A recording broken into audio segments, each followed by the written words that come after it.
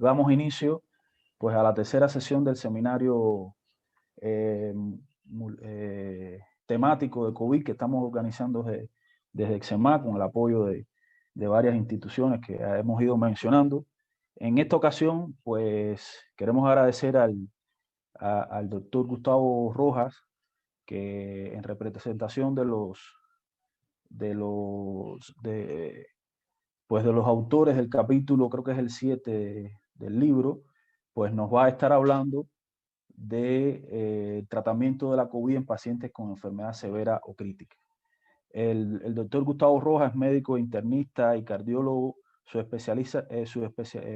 con su especialidad en urgencias y cuidados coronarios, y en estos momentos es el jefe del Departamento de Terapia Intensiva Cardiovascular del Instituto Nacional de Cardiología Ignacio Chávez. Entonces, pues sin más, le damos la palabra al doctor Gustavo Rojas y le agradecemos su participación en nuestro seminario. Muchas gracias por la presentación.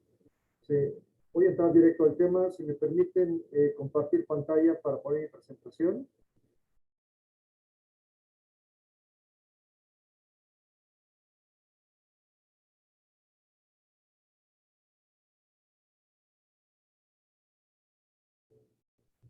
Solo confirmar, ¿la pueden ver correctamente? Sí, se ve bien.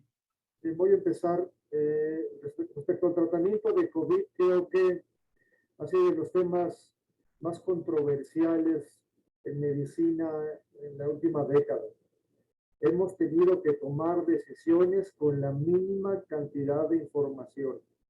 Hemos tenido que prescribir tratamientos indicados para otras patologías, para una enfermedad que no conocíamos, una enfermedad absolutamente nueva que no sabíamos cuál era la posibilidad de beneficio o de daño que íbamos a causar con los tratamientos. Pero en un intento desesperado de tratar de proteger al paciente y mejorar sus condiciones generales, se empezaron a prescribir un sinnúmero de tratamientos farmacológicos para el paciente con COVID-19. Voy a empezar con los antecedentes de qué pasó de la historia del COVID un poco, qué pasó en el Instituto de Cardiología. En diciembre de 2019 empieza los informes de una neumonía no habitual en China y que estaba siendo altamente contagiosa, una diseminación muy rápida, a tal grado que la OMS avisa al mundo que tenía un brote de un virus no clasificado. Y es en febrero del 2020 cuando aquí en México, en la Ciudad de México, en el Instituto Nacional de Cardiología, la dirección general dice: esto viene para acá, esto tiene un potencial de pandemia, tendremos que tomar acciones todos los departamentos del instituto. Esto lo menciono porque cada hospital y cada persona que se encuentre tratando COVID tiene que tomar todas las medidas necesarias para tratar al paciente y proteger al personal. Nosotros empezamos en febrero del 2020. Como antecedente les puedo decir esto: la infección por COVID, de acuerdo a diferentes fuentes, esta es la que está en internet, que dice que llevamos 2 millones, casi 2 millones y medio. Obviamente el gobierno tiene otros datos, pero en general sabemos que estamos arriba de los 2 millones por el subregistro y por la falta de pruebas a población abierta. Lo grave en México es que nuestra tasa de letalidad es de las más altas del mundo. Estamos casi en un 9%, es mucho, mucho más alta que países con la misma cantidad de población. Algo está pasando en nuestro país, tal vez nuestra predisposición por tener una alta incidencia de resistencia a la insulina, síndrome metabólico, y que ese es un factor de agravamiento para COVID, es lo que explique la alta tasa de letalidad en México. Lo cierto es esto: ven ustedes cómo se ha comportado la pandemia. Realmente tanto como pico no hemos tenido, es un pico y una meseta sostenida, hay picos aislados. Esto fue a principios del año pasado, mediados, no bajaba. Los rebrotes de fin de año, enero, el rebrote que hemos tenido y lo que esperamos. Ustedes ven 2 jorobas, que más o menos es lo que trato de comparar con otros países. Y hemos tenido una meseta más marcada, no hemos tenido un pico valle como otros países. Sí tenemos algunas jorobas en esta curva que presenta la distribución epidemiológica de COVID en México. Me gusta comparar comparadas con España. No sé, porque tal vez tengamos esa relación ancestral con España, pero poblaciones parecidas, resistencia a la insulina, tiene una población mucho menor que la nuestra y ellos ya van en 3 millones. Eso quiere decir que en México sin duda vamos a rebasar los 3 millones sin problema conforme vaya avanzando el tiempo de la pandemia en nuestro país. Ahora ven ustedes esto. Ellos hicieron más pico valle más marcado. Es el primero, es el segundo y están ya saliendo del tercer pico. Casi les puedo asegurar que ese pico va a ser nosotros después de Semana Santa. Va a ser el mismo comportamiento de las dos jorobas que les mostré en la diapositiva previa. La tercera joroba o pico va a ser los casos que vamos a presentar después que la gente se salga a la calle en Semana Santa. Que lo vimos, el puente que acaba de pasar, viste las fotos de las playas y las salidas en las carreteras atestadas de gente. Semana Santa seguramente va a ser algo similar. Casi no tengo duda que vamos a tener un tercer pico parecido a lo de España después de las fechas de Semana Santa. Es decir, el COVID no se va a ir. ¿Qué hicimos en el Instituto Nacional de Cardiología? Primero es, si en tu hospital vas a manejar COVID, tienes que diseñar las áreas específicas para tratar estos pacientes. La diseminación es tan fácil del virus que tienes que tratar de aislarlos, de encapsularlos en lo posible para evitar contagiar a los otros pacientes o a tu mismo personal. Hay hospitales COVID, que todo el hospital se dedica al manejo del COVID. El ejemplo más importante de los hospitales más grandes en la atención a COVID en Latinoamérica es el Instituto Nacional de Enfermedades Respiratorias. Todo el hospital es COVID, pero la mayoría de los hospitales somos hospitales híbridos. Seguimos trabajando con nuestros pacientes porque así debe ser. Sigue habiendo mujeres embarazadas, sigue habiendo fracturas y apendicitis y vas a recibir COVID. Entonces tienes que especificar áreas donde los vas a recibir, los vas a aislar y vas a proteger a los pacientes y a tu personal.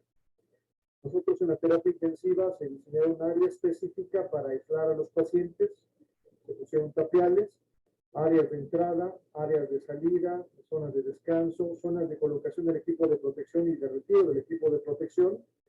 Todo esto para proteger al personal y la verdad es que nos salió muy bien porque se demostró una muy baja incidencia de contagio del personal del instituto, prácticamente nula.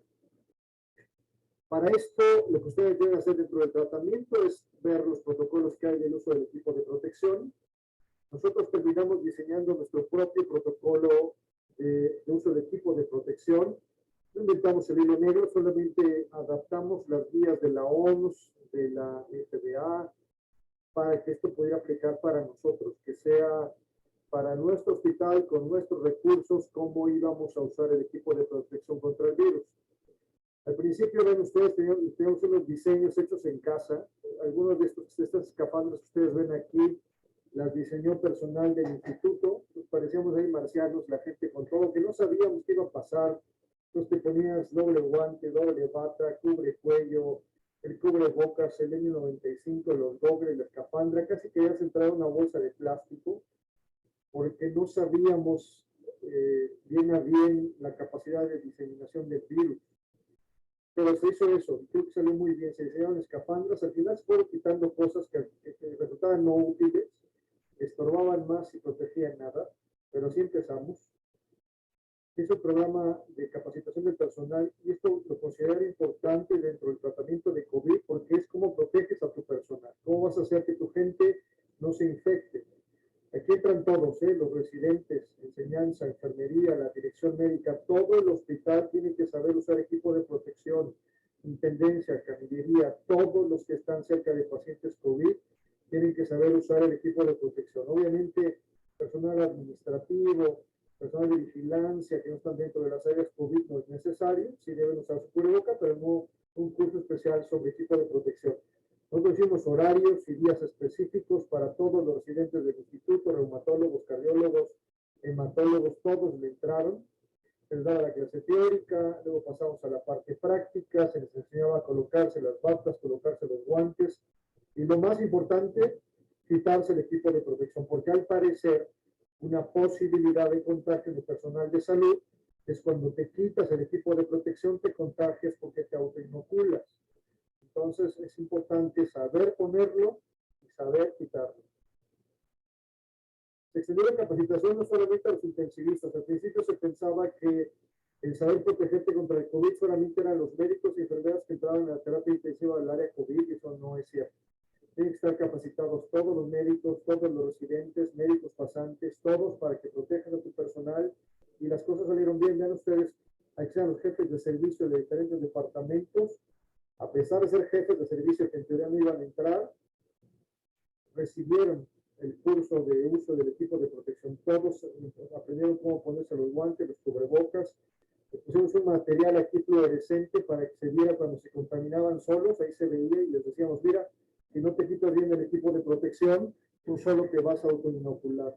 Entonces, parte del tratamiento del COVID, cómo protegernos. La OMS dice esto, que es bien interesante. Los datos actuales sugieren que el virus se propaga por medio de gotas, con flush, con tos, al hablar, al gritar, al cantar. Pero también puede propagarse cuando las personas salpican esa saliva sobre objetos inertes. Las mesas, los pasamanos, los picaportes, y ahí no pasa nada, se te queda en la mano. Si la piel es intacta no va a pasar nada, a menos que toque las mucosas, que sea ojo, nariz o boca. Ahí se piensa que podría ser una posibilidad de autoinoculación, aunque bien a bien no se ha podido demostrar qué porcentaje de pacientes se infectan por esta vía. La mayoría es que estuvieron comiendo o platicando con una paciente con COVID, ahí inhalaron el virus. Pero no sabemos cuántos tocaron una superficie, se tocaron la cara, los ojos o la boca, y esa fue la causa de la inoculación. No se sabe. Conforme ha pasado el tiempo, hemos modificado nuestro equipo de protección. Un año después, ven ustedes, ya no usamos esos dobles súper apretados, no te dejaban ver nada, se opacaban de inmediato. La cara de las fotos que ustedes veían toda marcada, toda lastimada, la nariz en gente sensible se empezaba a pelar. Nos quitamos eso, nos quitamos con lentes normales o con goggles que no son de alta presión, como son estos que tengo aquí. Muy sencillitos, son unos lentes de plástico común y corrientes. Si usamos el N95, sin duda tienes que proteger la vía aérea.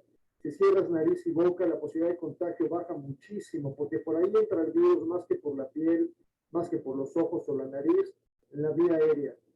También quitamos los guantes. Eso ha causado mucho conflicto, porque causa mucho temor de la gente que entra a COVID, no entrar como al principio, guantes, escafandra, botas.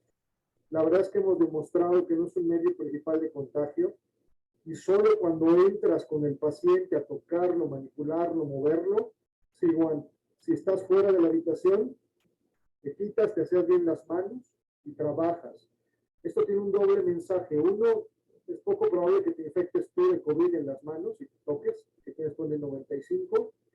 Y dos, los guantes son un fomite y aumentan las infecciones bacterianas que matan al paciente. Salen del COVID y se mueren por una infección bacteriana. Por eso quitamos los guantes y nos ha ido bien. Sé que esto no está establecido en la norma oficial mexicana ni en las guías internacionales. Son grupos aislados como nosotros que decidimos hacerlo. El INER también lo ha hecho y los resultados son buenos. La gente no se ha infectado. Estamos pensando que protegemos al paciente. También es opcional. Nos quitamos las botas, usamos zapato plástico. Si te ensucias, lo haces con un poco de alcohol, pero bajamos un poco el nivel de protección sin descuidar la vía aérea, y nos ha resultado bien hasta el momento. Obviamente esto no está escrito en una norma, son guías individuales de cada servicio y cada hospital. Aquí empezaron el tratamiento. Nosotros el año pasado nos reuníamos varios especialistas, infectólogos, farmacólogos, intensivistas, hematólogos, para ver qué íbamos a hacer. Ya que interesante, nosotros a principios del año pasado decíamos, en la etapa 1, en la etapa inicial, neumonía leve, le dábamos acitromicina, hidroxicloroquina, lopinavir, ritonavir, plasma de paciente convaleciente, y decíamos, híjola, ¿esto cuánto va a costar? En etapa 2, sugeríamos hidroxia, citro, lopirrito y esteroide. Ahí nosotros, antes de tener los resultados de los estudios grandes del beneficio del esteroide, ya decíamos, pensamos que el esteroide puede modificar la evolución del paciente. Lo que no sabíamos era la dosis, y nosotros dimos dosis alta y tuvimos como resultado infecciones bacterianas. En la etapa 3 de hiperinflamación decíamos esteroides, más interferón, más tocilizumab. Eso fue a principios del año pasado. Me da gusto leerlo porque, a pesar de que la mitad de los tratamientos están en desuso, Los otros tres, el esteroide, el interferón y el tocilizumab, todavía se sigue utilizando. Y eso fue el resultado de reuniones con equipos multidisciplinarios para establecer cuál era la estrategia de este hospital para tratar pacientes con COVID. En el hospital hicimos también otro expediente COVID. Se diseñó en forma exprofeso, dirigida, cómo íbamos a recabar la información de todos los pacientes. Que rápidamente pudieras ver en una curva cómo va la PCR, cómo va el dímero D, cómo se está comportando, pues son parámetros de gravedad del paciente. Incluso si ven ustedes en el recuadro de abajo a la derecha, tú tocabas y aumentaba el tamaño de la letra, porque con los dobles no veías, se te empañaban y ya no veías un carajo.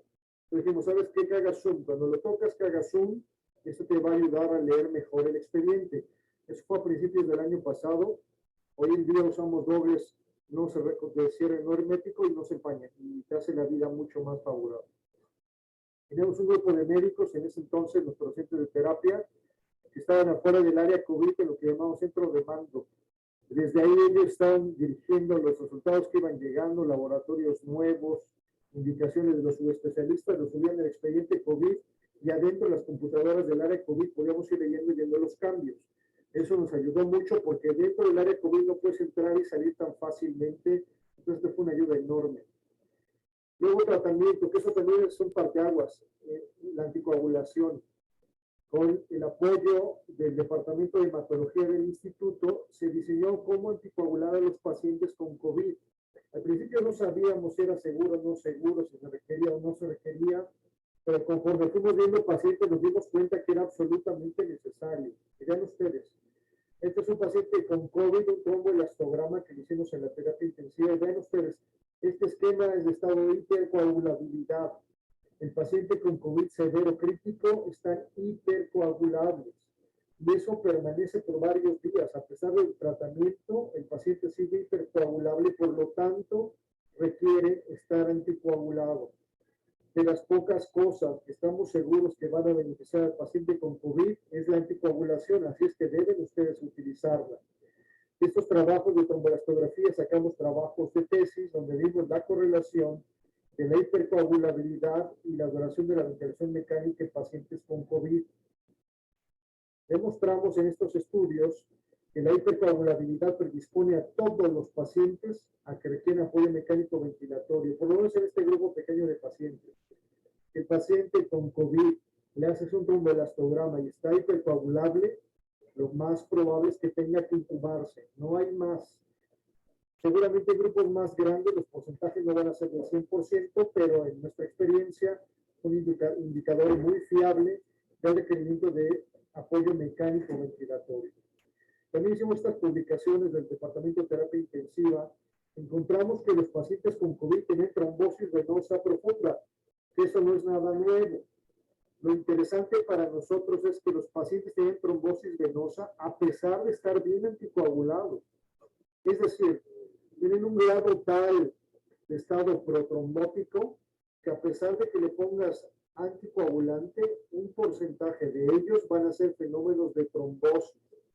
Esto es súper importante porque tienen pocos síntomas clínicos y sobre todo esto es súper interesante, tienen alta prevalencia de trombosis bilateral, trombosis venosa bilateral, a pesar de dosis terapéuticas de anti-10A. La pregunta es, ¿qué hacemos? ¿Los antiagregamos? Esa es una pregunta que se han hecho varios expertos, si es anticoagulación sola, anticoagulación más antiagregación, no se sabe. Nosotros vimos que con niveles de anti-10 adecuados, los pacientes se trombosaban, por lo tanto habrá que hacer otras pruebas, como estas que se hicieron, pruebas de agregación plaquetaria. Y ahí encontramos de los 9 pacientes trombosados con anti-10 terapéutico que solo 2 tenían alteraciones de función plaquetaria y esos 2 pacientes se antiagregaron. Entonces, nuestra recomendación es que todo paciente, ojo, es COVID severo o crítico, no el COVID que anda en la calle, eso no se beneficia, de hecho los pone en riesgo. El paciente con COVID que está desaturado, un COVID crítico o severo, debe anticoagularse y hacer rastreo dirigido de trombosis venosa. Y si hay trombosis venosa a pesar de la anticoagulación, ver la antiagregación. Y si está alterada la antiagregación, se recomienda antiagregarlos. Todavía esto no está en los lineamientos internacionales. Sin anticoagulación, no la antiagregación, esta es la experiencia de un solo centro. Las preguntas son estas. Primero es, no hay duda del beneficio de la anticoagulación de COVID severo. Ustedes, si tienen un paciente con COVID crítico o severo, hay que anticoagularlo. Las preguntas son, ¿cuál es el mejor anticoagulante? Heparina no fraccionada, heparina de bajo peso molecular, anticoagulantes de acción directa. Ahí el problema y el talón de Aquiles es que son vía oral y que si el paciente está chocado, la absorción por vía digestiva podría ser variable y el efecto no predecible. Luego otra pregunta es, ¿qué dosis le doy al paciente con COVID severo crítico? ¿Solo profilaxis, dosis intermedias o dosis plenas? Hay muchas preguntas al respecto y hay varios estudios que dicen que tal vez sea suficiente con profilaxis, que no se requiere subir tanto la anticoagulación. Pensamos que hay que individualizar. Aquí lo que ustedes están viendo eran los grupos de trabajo, se juntaba a todos los especialistas, la gente de infecto, la gente de farma, la gente de hemato, la gente de nutrición, para establecer cómo vamos a manejar a cada paciente. Y tuvimos buenos resultados. La enfermería se dio un papel fundamental porque de ellas dependía el manejo del paciente dentro del área COVID. Estas son las jefas de enfermeras en un día no laborable para ellas que iban a reunirse con nosotros para ver cómo manejar a los pacientes. Creo que es un apoyo fundamental en cada hospital. Luego, esto es súper importante porque si el tratamiento es relevante, la protección del personal lo es más. Si vas a entrar al área COVID, tienes que estar seguro que usas adecuadamente el equipo de protección. Y nosotros pusimos a enfermeras monitoras, que eran estas. Estas enfermeras no entraban, solo se encargaban de estar seguros que el personal estaba con la N95 bien puesta, con los guantes bien puestos, los dobles, las batas, las botas, porque eran estrictas en el uso del equipo y creo que eso nos sirvió. Tal vez sobreactuamos y tal vez fue en exceso lo que utilizamos de equipo de protección, pero tuvimos buenos resultados. Luego también el reuso del equipo, los dobles tenían que esterilizarse, no los puedes tirar. Había un equipo especialmente preparado para desarmarlos todos, sanitizarlos, esterilizarlos y regresarlo en bolsas para que sigan trabajando y todavía se daban tiempo de mandar mensajes de apoyo a la gente que entraba al área COVID. Así nosotros distribuimos a los pacientes de acuerdo a la severidad en la terapia intensiva, que es el 5º piso, y el 8º piso se diseñó con una terapia intermedia, pacientes que no estaban intubados, que requerían hospitalización, pero no estaban críticamente enfermos. Este esquema es clásico ahora porque nos dice cómo se comporta el COVID. Lo que sí sabemos ahora es esto. Hay por lo menos 3 fases. Las fases dependen del tiempo de evolución de la enfermedad. La fase inicial comprende los primeros días de la infección, que desgraciadamente algunas veces es asintomática, o tienen síntomas leves, un poquito de ataque al estado general, empieza un poquito la febrícula. Esa es la primera semana. La segunda semana, o la segunda etapa, que es la fase que llaman pulmonar, es donde se prende la actividad del virus. Es donde empiezan a desaturarse, la inflamación empieza a subir, los marcadores como los dímeros, PCR, DHL y troponinas empiezan a elevarse, y ahí sabes que esos pacientes se van a poner mal. Es entre el día 7 y 14 en general. Y después de la segunda semana, básicamente lo que estamos viendo es el daño producido por el virus, la respuesta inflamatoria del huésped tratando de defenderse, que termina siendo deleteria, y estas fases van a dividir la terapéutica que podemos usar.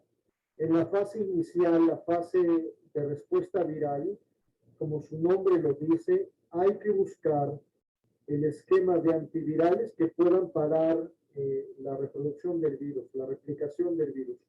Y aquí yo insisto, esto debe ser como el HIV. Hasta que no se encontró la combinación ideal de antivirales o de retrovirales, se paró la progresión de la enfermedad. Y todavía no lo hemos podido hacer por muchas causas. Primero, no sabemos cuál antivirales, ya han probado varios. Y segundo, tiene que ser en la etapa de replicación, que es la primera semana.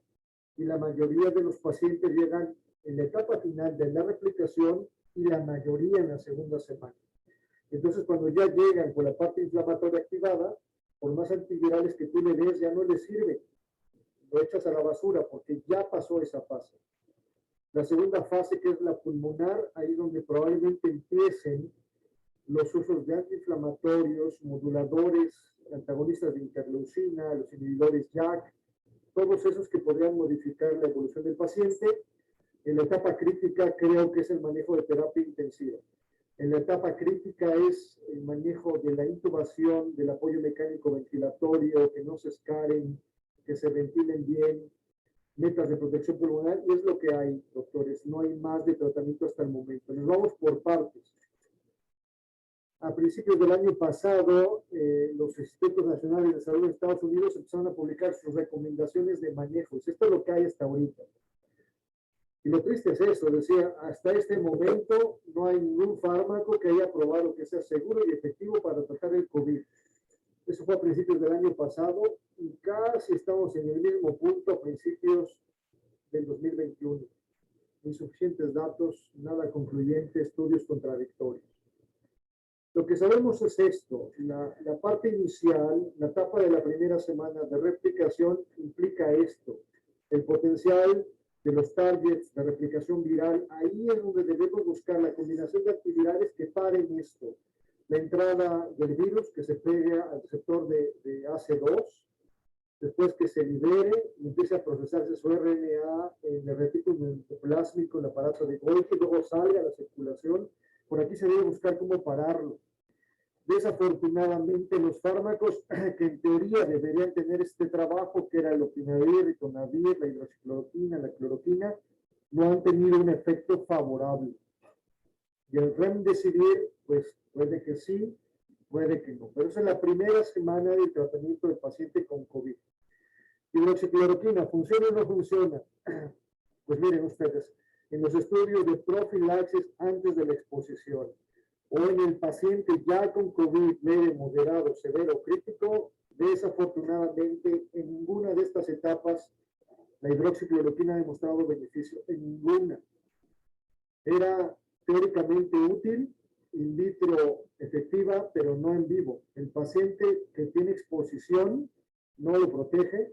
El paciente que ya está infectado en cualquier etapa no modifica la evolución de la enfermedad. Y así, los estudios publicados en diferentes revistas, y estos son de los más importantes, ténganlos en mente siempre, Recovery y Solidarity.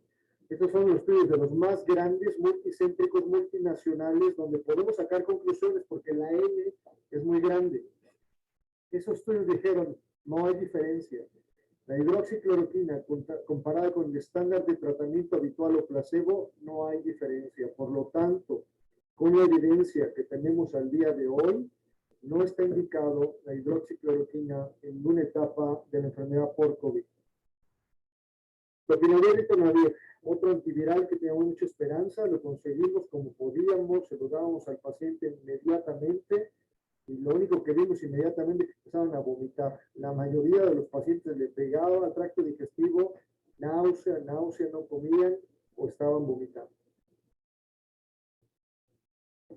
De los primeros estudios, este de Wuhan, de CAO, lo publica a principios del año pasado, y ellos dicen que probablemente el uso de lopinavir y ritonavir mejoraba la evolución del paciente hospitalizado con COVID.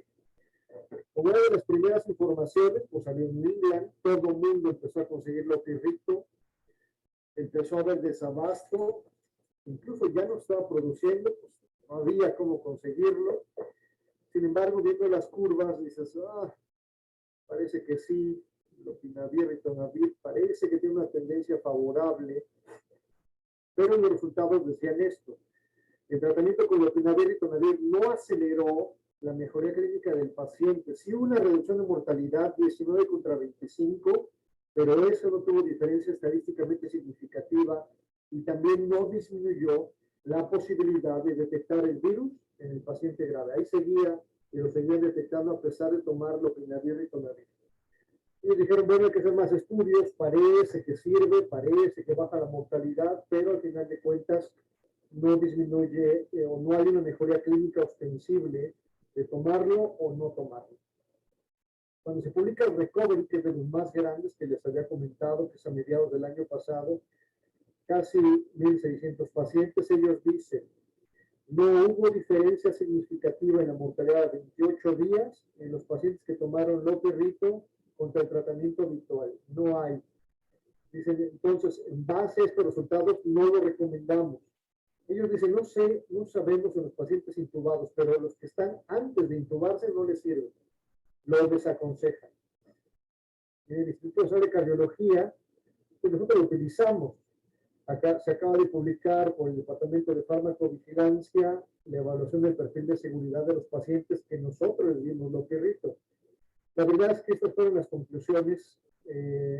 Se parece mucho a lo reportado en otros estudios, es seguro, pero tiene muchos efectos gastrointestinales y a nivel hepático, que eleva las enzimas hepáticas. Entonces, tiene seguridad, se puede administrar.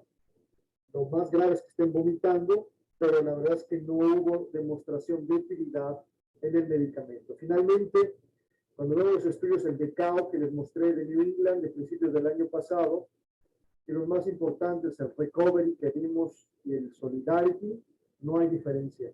No hay diferencia en dar loperrito contra el estándar de tratamiento. Por lo tanto, hoy en día no se recomienda administrar loperrito en ninguna etapa de la enfermedad por COVID. Otra actividad, ¿qué pasa con el remdesivir? ¿Sí o no? ¿Funciona o no funciona? Vean ustedes. El remdesivir es un inhibidor del RNA polimerasa. Lo relevante del remdesivir es que en modelos animales y en vitro sí tenía efectividad, sí modificaba la replicación del virus. Y se probó en SARS-CoV-1, que fue la primera pandemia que tuvimos, o el primer brote de virus de SARS. Se probó con el MERS y se probó con el SARS-CoV-2. En modelos animales sí funcionó. Lo único que hay que tener en cuenta es que no debemos administrarlo cuando la tasa de filtrado glomerular está bajo del 30%, porque se recicla y vamos a tener más efectos adversos asociados. ¿Qué dosis se recomienda? 200 miligramos en dosis de carga y luego 100 miligramos cada 24 horas por 5 días en general, hasta 10 días en los casos severos. Hay que tener cuidado porque la dosis de carga puede causar hipotensión. Y lo más importante, el costo. El remdesivir, todos los antivirales son caros, pero específicamente estos son muy caros, muy caros. En México, antes que aprobara la COFEPRIS su uso, el ámpula de remdesivir podía costar 100,000 pesos y necesitaba 5 a 10 ámpulas. Entonces, el acceso al medicamento también era complicado porque es medicamento de altísimo costo. El remdesivir realmente es una prodroga. El remdesivir lo que va a producir son otros fármacos al sufrir biotransformación y ese es el que es efectivo. El remdesivir tiene una vida media bien cortita, como de 1 hora. La otra no. Ahora ustedes ven este metabolito del GS441524, esta que es parte de lo que se deriva de la biotransformación del remdesivir, es muy interesante porque tiene una vida media más prolongada, es efectiva contra COVID y podría formularse por vía oral. No sé si más barata, pero sí sería de más fácil acceso. Esto está en protocolos, no hay que perderle la vista, es la molécula GS441524. Probablemente esto más adelante sea una nueva forma o estrategia terapéutica. Luego, ¿qué pasa con el remdesivir? ¿Sirve o no sirve? En este caso, se probaron en un estudio con 1,000 pacientes. Dijeron, vamos a ver si esta cosa sirve. Es un estudio de los Institutos Nacionales de Salud de los Estados Unidos. Dijeron, mira, parece que sí. Por lo menos en el tiempo de recuperación, los pacientes que reciben remdesivir se recuperan más rápido que los otros que era tratamiento habitual. Y también parece ser que hay una tendencia en la reducción de la mortalidad. Esto se publicó en India en el año pasado. Y a partir de ese estudio, la FDA y la EMA aprueban el uso de remdesivir. En México acaba de aparecer la aprobación por COFEPRIS, pero desde el año pasado, mediados, la FDA y la EMA dicen, va, con ese estudio pueden utilizar remdesivir en pacientes con COVID severo. Pero vean ustedes, Los dos estudios, el de NIH, que dice que hay una diferencia a favor del remdesivir, dicen, están menos tiempo hospitalizados y probablemente se mueran menos. Aquí surgió la aprobación de la EMA y la FDA. Aparece el estudio de la Organización Mundial de la Salud, el Solidarity. En el Solidarity prueban remdesivir y no hay diferencias. A los 28 días de tratamiento es igual darles remdesivir o placebo o el tratamiento habitual. Y ahí surge la controversia. Los institutos nacionales de salud de Estados Unidos dicen sí hay beneficio, pequeño pero lo hay, y la OMS dice pues no. En nuestro estudio no pasó la prueba del beneficio. Por lo tanto, la OMS no recomienda el uso de remdesivir en pacientes con COVID-19. Entonces decimos, bueno, sí o no. ¿Hay o no hay? Creo que esto es bien importante. Vean ustedes. El estudio del NIH, que tuvo un efecto favorable, fueron pacientes con menos de 10 días de síntomas y que estaban en una etapa que recibían oxígeno, pero no en etapas de intubación o de alto flujo o de ECMO. Esos pacientes son los que se beneficiaron. No fue así en el Solidarity. Vean ustedes, en el Solidarity mezclaron todo. Dijeron pacientes que estaban con COVID severo o crítico, los metieron todos en la misma olla y dijeron, ¿qué crees? No funciona. Pero en etapas 5 y 6. El estudio ACTT, ese sí los dividió. Se miran ustedes, en las 6 no funciona. Si están intubados con alto flujo o con ECMO, no funciona. Pero en la etapa 5, que son pacientes que sí tienen un COVID severo, pero que solo son puntas nasales 3 a 5 litros, ahí sí hay beneficio. Entonces, parece ser que el remdesivir puede ser útil en pacientes de COVID con etapas tempranas, antes que requieran oxígeno de alto flujo, ventilación mecánica no invasiva o intubación. Tal vez ese es el nicho, los primeros 7 días antes que se pongan graves. Entonces, no podemos descartar el remdesivir, solo sí identificar claramente cuál es el paciente que se va a beneficiar y tener el suficiente recurso económico para pagarlo. El punto en contra del remdesivir es que no baja la carga viral. En los modelos animales, cuando midieron la carga viral en tracto respiratorio superior y inferior, es lo mismo. Si toman el remdesivir o no, no baja la carga viral. Entonces ahí dices, bueno, hay estudios que lo apoyan, estudios que no lo apoyan, pero por lo menos un estudio en etapas tempranas, menos de 10 días antes de alto flujo, ese podrá ser el paciente que se beneficia del uso del antiviral. Siguiente fármaco de tratamiento, el plasma de paciente convaleciente. El uso de plasma es viejo, ¿eh? El plasma se empezó a utilizar desde principios del año 2000, cuando apareció el SARS-CoV-1. Ahí se administró a los pacientes y luego también se administró en México en H1N1. Y luego se aplicó en la pandemia o la epidemia por MERS-CoV. Y luego en ébola también. En ébola les pusieron plasma, pero eran bien poquitos pacientes, 3 pacientes y parecía que había beneficio. Todos estos escenarios fueron pocos pacientes donde parecía que había un beneficio de usar plasma de paciente convaleciente. Específicamente en COVID aparece un estudio de la clínica Mayo que metió muchísimos pacientes, muchísimos, 30,000 pacientes. Ellos dijeron, fíjense, los pacientes que no están intubados, que están en la primera semana, que reciben plasma con títulos altos, hay mejoría. Pero es un estudio no controlado, no aleatorizado, no observacional. Y hubo una tendencia clara, pero no fue un estudio controlado con placebo. Por lo tanto, hasta el momento, el uso de plasma no ha habido un estudio que demuestre beneficio. Ninguno. No hay una indicación para usar plasma, tal vez solo en protocolos, en pacientes en etapas muy tempranas de enfermedad, parecido al remdesivir, y que el plasma tenga títulos altos de anticuerpos. Si no, no sirve. Hasta ahorita no hay una indicación precisa, se desaconseja, a menos que esté dentro de un protocolo. Dexametasona, otro de los medicamentos que han demostrado beneficio. Como les había comentado, las guías del NIH decían no sirve, o sea, incluso estamos en contra del uso de los esteroides, porque puede provocar mayores complicaciones que beneficio, y tal vez solo está indicado en pacientes con choque refractario, pero básicamente es sepsis. El esteroide no ha modificado la evolución de ninguna enfermedad viral, y por eso en general lo desaconseja. Hasta que aparece el estudio Recovery. El estudio Recovery dice, ¿cuál es el efecto de la dexametasona en pacientes hospitalizados con COVID-19? En un reporte preliminar, ellos presentan sus resultados. Ellos dicen, pacientes aleatorizados a dexametasona o no, más de 150 hospitales en el Reino Unido. Ellos dijeron, vamos a probar la dosis de 6 miligramos, que es una dosis baja, por 10 días, comparado con tratamiento habitual, y ahí entraba LOP, pirrito, hidroxiácido, todo lo que ustedes quieran. Entonces, un grupo con todo ese tratamiento y al otro le daban dexametasona. Lo que encontramos es que sí hubo beneficio. Hubo beneficio en los pacientes que recibieron dexametasona. Los grupos de estudio, la mayoría eran pacientes menores de 70 años, hombres, en la primera semana de síntomas. Ahí es donde parece que hubo beneficio.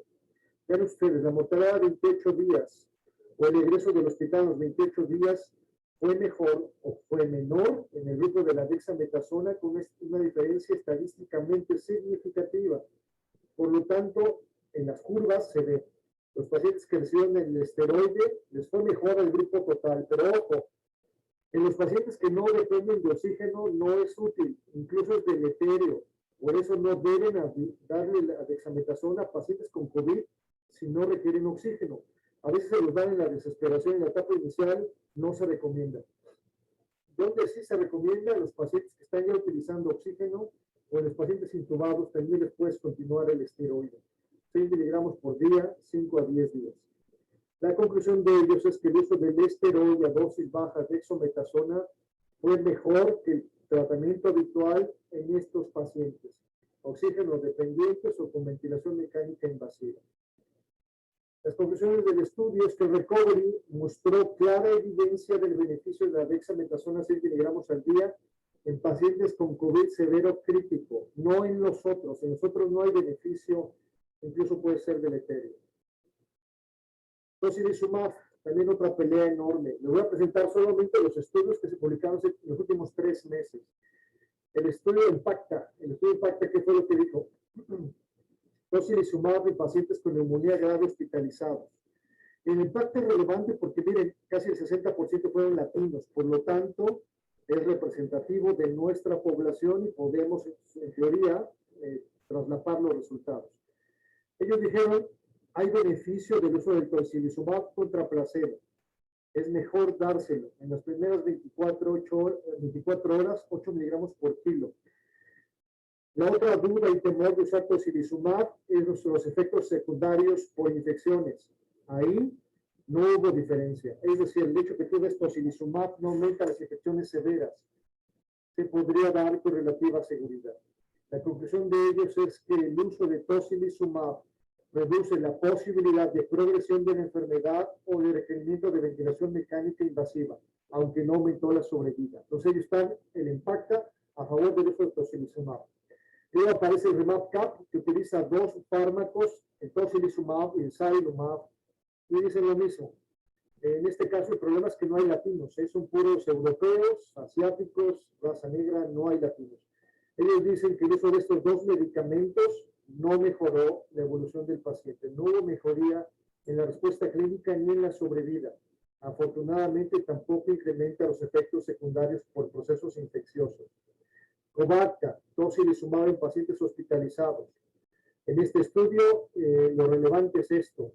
El uso de tocilizumab no tuvo resultado de mejoría clínica significativa en mortalidad a 28 días.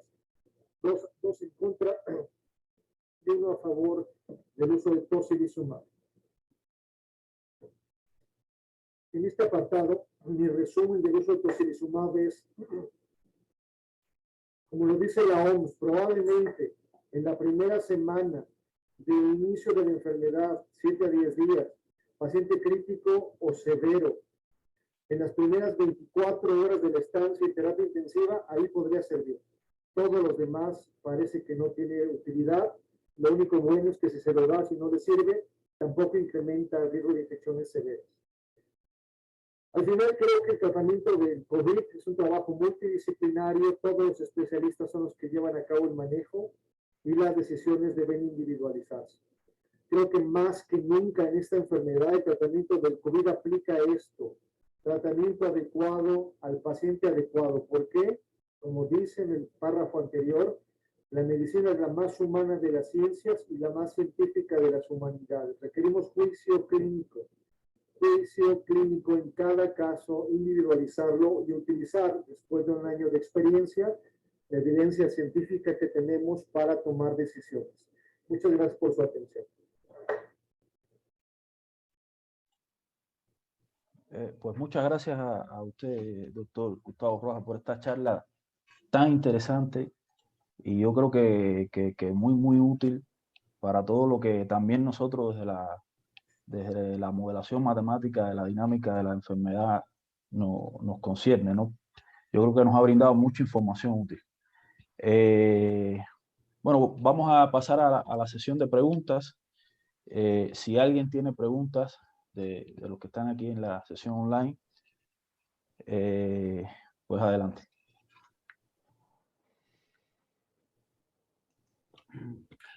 Yo ¿puedo preguntar, Raúl? Adelante, adelante. Sí, le felicito y le agradezco mucho su trabajo, doctor Gustavo.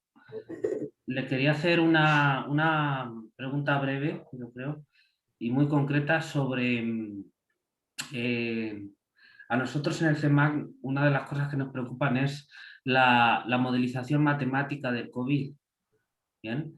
Y entonces ahí en los modelos, tal y como los planteamos, hay algunos parámetros que son de interés, para nosotros son de mucho interés y son, le voy a preguntar por parámetros de dos tipos, que son tiempos de transición. Una vez que uno tiene de alguna manera compartimentado o analizado las distintas etapas del enfermo de COVID, es decir, la etapa leve, la etapa severa, la etapa crítica, etcétera, hay algunos parámetros que a nosotros nos interesan mucho y son de dos tipos. Los tiempos de transición, es decir, cuánto tiempo en días, por ejemplo, cuánto tiempo está un paciente más o menos en cada uno de esos estadios, en caso de que pase por ahí, y el porcentaje de pacientes que pasan de un estadio a otro, ¿no? Lo podemos pensar como una especie de árbol donde un paciente puede ir evolucionando por un camino o por otro. Entonces son tiempo que pasa el paciente en cada uno de los estadios y porcentaje en las bifurcaciones. El 20% pasa de tal estadio a tal estadio, el 50% así. Entonces, ¿qué tipo, qué grado de conocimiento cree usted que tienen en este punto sobre esa especie de árbol de evolución de los pacientes y en particular la información sobre tiempo de transición y sobre porcentajes? Muchas gracias. Mira, platicando con una amiga que también es matemática, me decía que los médicos somos, ¿cómo decirlo?, muy empíricos, somos muy de ojo por ciento. Y me decía, ¿cómo pueden calcular sin tener números? Y en el COVID aplica algo muy parecido. Tenemos un aproximado, pero mucho es la observación clínica. Te puedo decir que los tiempos están bien definidos. La primera semana es cuando inicia la enfermedad. ¿Sí? De 1 a 7 días, no más de 10 días, empieza la enfermedad y los síntomas, la fiebre, el malestar. Ahí se van a quedar entre el 75 y 80% de los pacientes. De ahí no pasa. Los demás pasan a la etapa 2, que es entre las 7 y 14 días, que empiezan a inflamarse. Ahí nosotros lo vemos, lo que hemos hecho es medir los marcadores de gravedad, que es la troponina, que es la PCR, que es el dímero D, la DHL. Con varios marcadores decimos, mira, la tendencia es hacia arriba, hacia arriba, hacia arriba. En la siguiente semana va a estar intubado, o por lo menos con alto flujo. Por eso mi amiga me decía, somos muy de ojo por ciento, no tenemos una forma real como ustedes de calcularlo y medirlo, solamente sabemos el porcentaje de pacientes que pasan la segunda semana y que siguen con fiebre, muy cansados, que empiezan con tos, con un poquito de fatiga. Si los marcadores en sangre empiezan a hacer una tendencia a la alza, esos, un porcentaje, 5 o 10% van a terminar intubados. De esos porcentajes, los que pasan a la tercera semana son los críticos, son intubados con daño pulmonar severísimo, que no mejoran, y les hacemos de todo, los metemos a ECMO, asistencia pulmonar avanzada, y de eso pues la mortalidad es variable, en nuestro país casi del 10%. Pero la verdad, el 10% es del todo el COVID, que es muchísimo, pero el paciente intubado que llega a la segunda o tercera semana, la mortalidad es cercana al 60%, ¿eh? De 10, 6 a 7 te van a morir. O sea que es altísimo. Casi ninguna enfermedad llega a esos niveles de mortalidad tan rápido. Ninguna. La que me digas. Solo esta. A principios del mes de marzo estás haciendo ejercicio, nadando, corriendo. Te pega el COVID la primera semana, fiebre, agotamiento. La segunda semana, fiebre, tos, cansancio, disnea. La tercera semana estás intubado y la última semana de mes estás muerto. No hay patología que avance tan rápido como esta. Lo único que sabemos es eso. Dividimos por semanas, eso está muy claro. Si tú tienes COVID y estás en la segunda semana y no te pasó nada, no te va a pasar nada. Ya la libraste, ya pasaste toda la parte de gravedad. Si después de la primera semana estás con fiebre, marcadores a la alza, tu oxigenación baja, te puedes poner muy grave o morirte. Eso es lo que tenemos. No tenemos desgraciadamente una forma matemática que lo que están buscando ustedes. Como decía mi amiga, lo hacemos al ojo por ciento.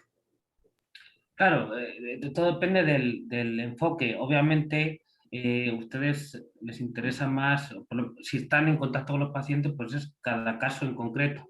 Pero desde un punto de vista masivo, epidemiológico, pues tiene sentido plantearse porcentajes para tratar de ver qué puede decir uno sobre la evolución de la epidemia.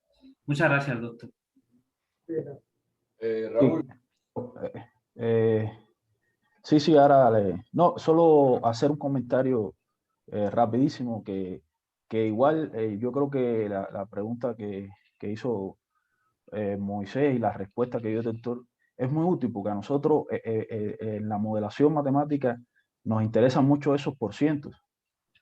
Igual, aunque sea es decir, son parámetros que actúan o que tienen que ver con tasas de transición entre estadios y que esos son los que nosotros precisamente necesitamos para la modelación. Entonces, bueno, le doy la palabra al doctor Fraile. Sí, hola, buenos días, doctor. Pues sí, muchas felicidades, verdaderamente muy interesante, muy completo su plática.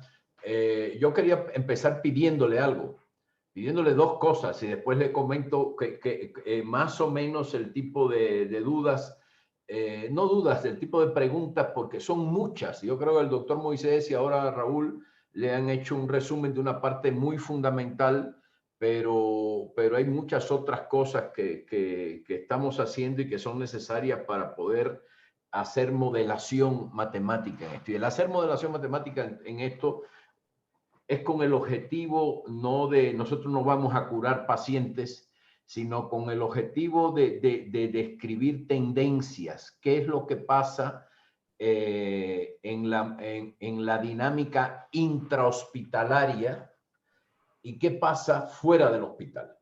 Bien, entonces hay muchísimas dudas alrededor de eso. Yo lo primero que quería pedirle, las dos cosas son, una, que si nos puede pasar independientemente de que vamos a tener video, pero si nos puede pasar por favor su presentación en PowerPoint, que está muy interesante y muy resumida. Entonces le pediría que al correo mismo donde usted se comunicó con el doctor Raúl Felipe Sosa, que si pudiera hacernos el favor de enviarnos la presentación. Con gusto. Sí, muchísimas gracias. La segunda es, hay una serie de preguntas, yo más o menos le voy a dar el panorama, pero que va a ser muy difícil que en el corto tiempo que tengamos podamos discutirla. Nosotros hemos estado trabajando con bases de datos importantes. Empezamos trabajando obviamente con la base de datos mexicana. Obtuvimos una base de datos muy importante que tuvimos que concursar por ella de la cadena de hospitales HM de España. Es una cadena de hospitales privados, pero es una base de datos, para que tenga usted una idea, la base de datos mexicanas que ya tiene más de 1 millón de pacientes considerados, tiene un volumen de menos de 1 giga de información. La base de datos que nosotros tenemos de España tiene un volumen de más de 300 gigas de información, porque ha sido son una cadena de hospitales privados, pues tienen muchísima información sobre los estudios que le han hecho a los pacientes, tomografías, radiografías, estudios ¿cómo se llama?, de análisis clínicos, de todo. Y además el estudio sobre el comportamiento y la respuesta de los pacientes ante los diferentes tratamientos y mucho relacionado con todo lo que usted nos ha dicho. Ahora,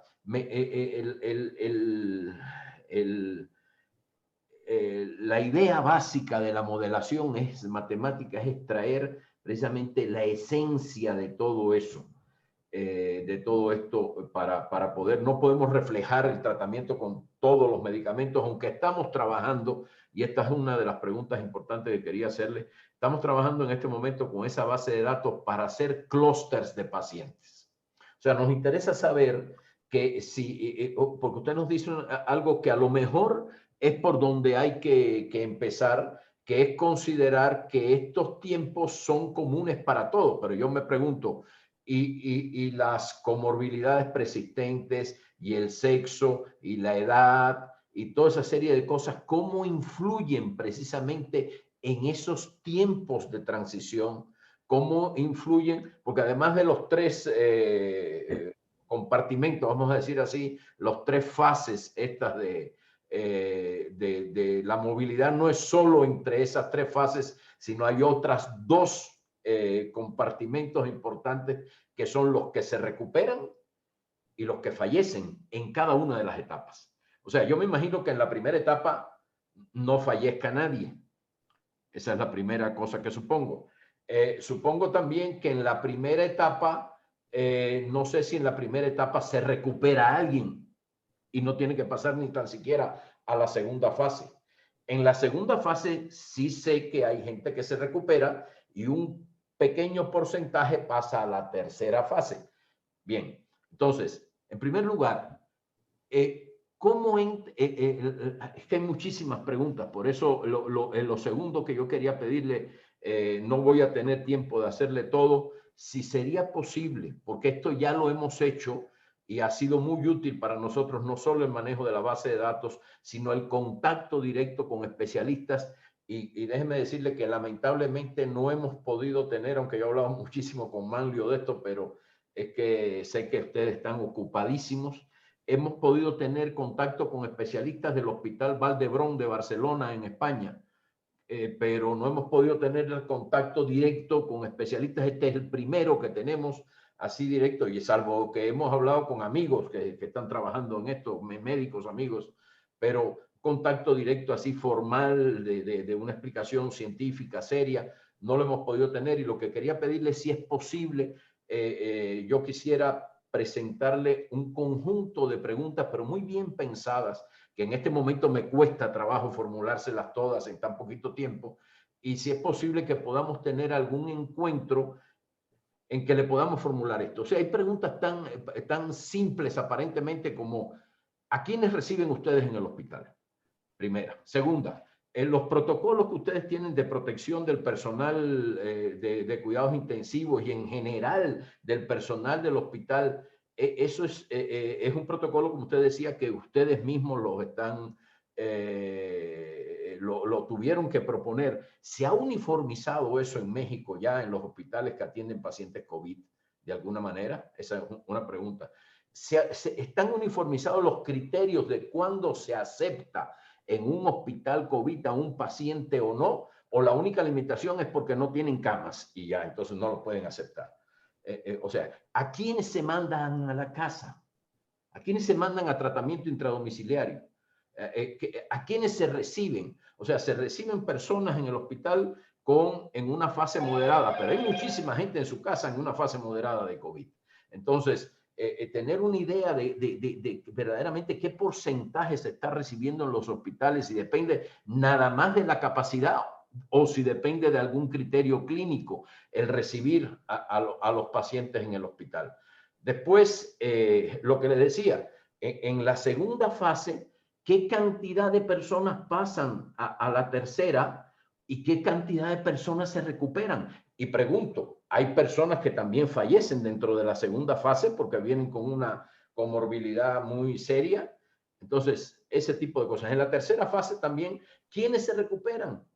¿Cuántos fallecen? Yo sé que fallece la mayoría, después que están intubados. O sea, tercera fase es equivalente a estar intubado. Esa es otra pregunta. Después de la tercera fase, me han dicho que los pacientes se quedan como una semana de recuperación antes de poder salir del hospital. Para nosotros eso sería como una cuarta fase. ¿Es eso cierto o no? O sea, hay muchísimas preguntas de este tipo. Usted decía que, por ejemplo, la aplicación del Remdesivir en tiempos tempranos podía disminuir ¿cómo se llama?, la estancia del paciente en el hospital. Pero por otra parte, yo he oído que esa segunda fase, la fase esta del octavo día de complicación, el que llega al octavo día complicado, ese pasa a la tercera fase, que es lo que decía usted. Entonces, esa fase se puede reducir por el uso de Remdesivir en algunos pacientes. O sea, son muchas preguntas muy concretas que tienen que ver con la determinación y la precisión. Y para mí no me queda claro si verdaderamente debemos entrar en ese nivel de detalle para poder decir algo con los modelos matemáticos, o es suficiente decir una semana, se muere o sale. Es una versión simple del problema que nos facilitaría mucho todo, pero ¿en qué medida, con qué porcentaje de credibilidad puedo suponer que eso siempre es así? O sea, son muchas cosas. Por eso le decía si era posible que en algún momento yo me pondría en contacto con usted cuando a usted le conviniera, la hora que fuera, el día que fuera, pudiéramos tener una reunión. Si usted quiere invitar a alguna otra persona, con muchísimo gusto. Con todo gusto podemos reunirnos, hacer una reunión subsecuente. Son muchas preguntas que con gusto le podemos buscar una respuesta, por lo menos en la experiencia de nuestro hospital y de lo que hemos revisado en la literatura, con todo el gusto del mundo. Ahorita por fines de tiempo, yo tengo que dejarles la sesión porque tengo que ir a una junta administrativa del hospital, pero cuenten con eso. O sea, agendaremos una reunión subsecuente, en una hora platicamos los puntos que me acaba de preguntar y trataré de ayudarlos en lo posible. Perfecto. Yo prepararíamos, yo prepararía algo, se lo pasaría a las demás personas que están colaborando en todo esto. Formularíamos una serie de preguntas, se las envío y usted me dice en qué momento podemos reunirnos para darle respuesta. Con todo gusto. No me queda más que a nombre del centro que coordino, pues agradecerle muchísimo por su tiempo. Sé que ustedes están extremadamente complicados, los admiro verdaderamente y pues quisiéramos mantener este contacto. Muchísimas gracias, doctor. Con todo gusto. Gracias a todos. Hasta luego. Un gusto.